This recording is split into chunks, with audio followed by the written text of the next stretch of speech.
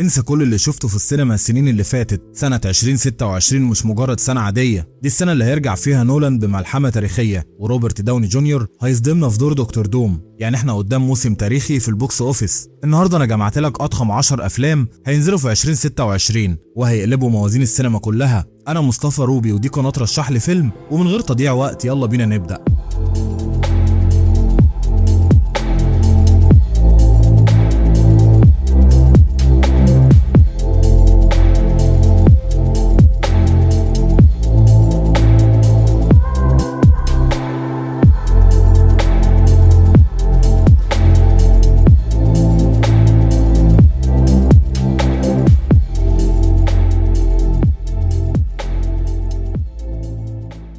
رقم 10 جودزيلا ماينس زيرو. الفيلم ده تكملة الفيلم جودزيلا ماينس 1 اللي كسر الدنيا، وبنشوف فيه آثار الدمار اللي لسه موجودة مع ظهور تهديد جديد ومرعب. البشرية هنا في موقف لا تحسد عليه، لازم يواجهوا اللي جاي وهم لسه بيحاولوا يلموا أشلاء نفسهم. الفيلم ده مراهن إنه يقدم دراما إنسانية حقيقية وسط الدمار، ومخرج الفيلم بيحاول يحافظ على الروح اليابانية الأصلية اللي خلت الجزء الأول ياخد أوسكار أحسن مؤثرات بصرية بميزانية قليلة مقارنة بأفلام هوليوود.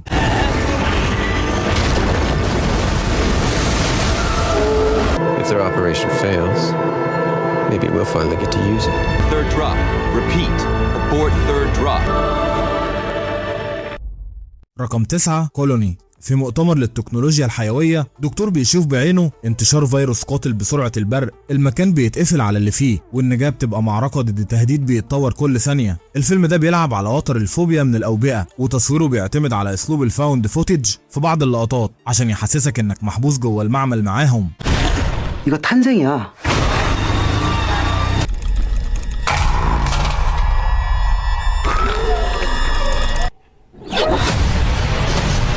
잡아.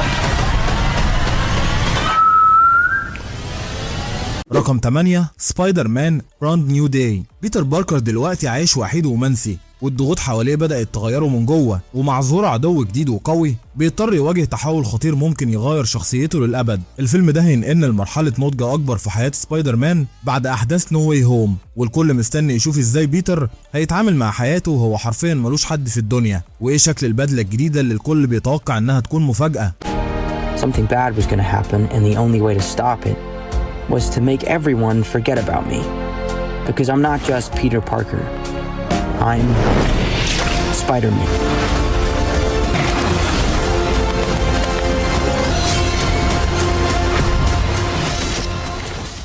رقم 7 The Hunger Games Sunrise on the Reaping. الأحداث هنا قبل 24 سنة من قصة كاتنيس إيفردين، وبنشوف بانوم وهي بتجهز لدورة ألعاب الجوع ال50. القصة بتسلط الضوء على تضحيات مرعبة في الساحة اللي النجاة فيها تمنها غالي جدا. عشاق السلسلة مستنيين الفيلم ده عشان يعرفوا أكتر عن هيميتش إبرناسي في شبابه، وإزاي قدر يكسب الدورة بتاعته بذكاء خلاه واحد من أهم الشخصيات في تاريخ السلسلة. No idea what's in store for you. Presentation could save your life. If we can stop the games, we can stop the capital too. Go out there and make them remember you. I'm sick of living in fear. Just surviving.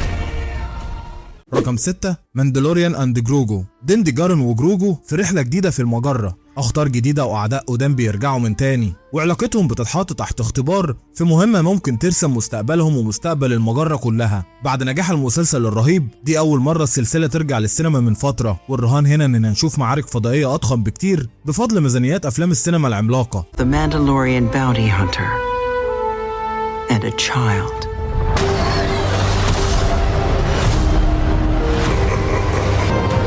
Before going into harm's way, check your armor first.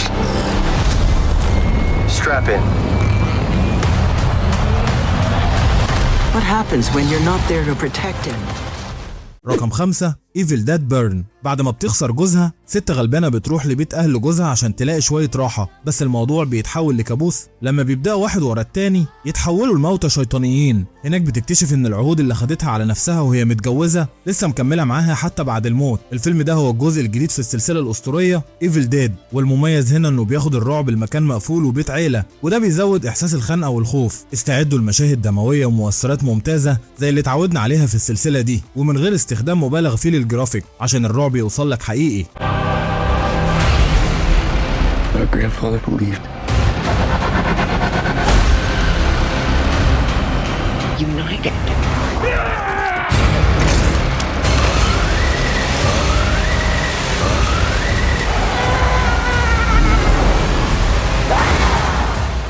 رقم 4 سوبر جيرل. كارا زور-ال بتجمع قواها مع حليف غير متوقع في رحلة في الفضاء، والدافع وراها هو الانتقام والعدالة. بس لما عدو جديد بيضرب في مقتل بتضطر تواجه تهديد بيختبر قوتها وهويتها الحقيقية. الفيلم ده جزء أساسي من إعادة بناء عالم DC الجديد تحت إشراف جيمس جان، ومبني على رواية مصورة مشهورة جدا، فمتوقعين نشوف جانب سوداوي وقوي لشخصية سوبر جيرل ما لمسناهوش قبل كده في السينما. No people.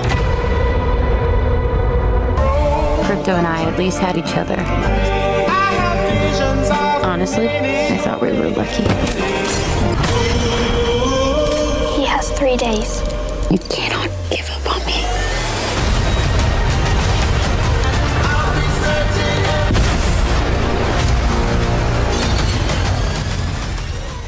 رقم 3 ذا اوديسي. بعد نهاية حرب طروادة بيبدأ اوديسيس رحلة بحرية مرعبة عشان يرجع لبيته في إيثاكا. في الطريق بيواجه كائنات أسطورية زي العملاق سايكلوبس والسايرنز الفاتنات والساحرة سيرسي. الفيلم من إخراج وكتابة كريستوفر نولان ومن بطولة مات ديمون وتوم هولاند وأن هاثاواي. تخيل كده لما نولان يمسك قصة كلاسيكية زي دي، أكيد مش هيقدمها بشكل تقليدي. التوقعات بتقول هنا إنه هيلعب بالزمن كالعادة، وهيدمج الأساطير القديمة بتكنولوجيا بصرية تخطف العقل.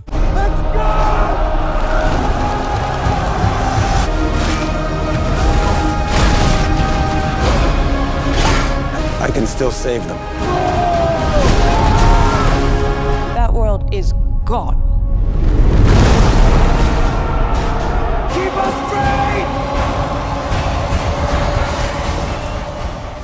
رقم 2 دون. الجزء الثالث. الامبراطور بول اتريديس بيواجه نتائج صعوده للسلطة في وقت القوى السياسية والحرب المقدسة بتهدد مستقبل المجرة كلها، ومع تداخل الرؤية مع الواقع لازم يقرر هل القدر ممكن يتغير ولا كل حاجة لازم تتحرق. ده ختام ملحمة دينيس فيلينوف المقتبسة من رواية دون مسايا، والفيلم ده متوقع يكون تحفة فنية تقفل واحدة من أعظم سلاسل الخيال العلمي في التاريخ. How did father do it? Your father never started a war.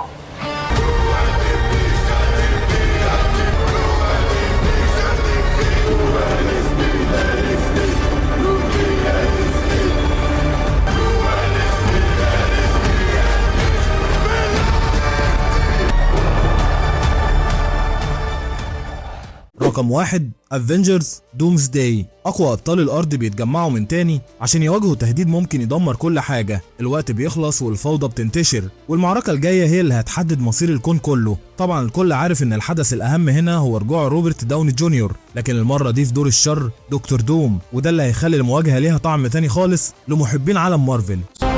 The question isn't, are you prepared to die? The question is, who will you be when you close your eyes?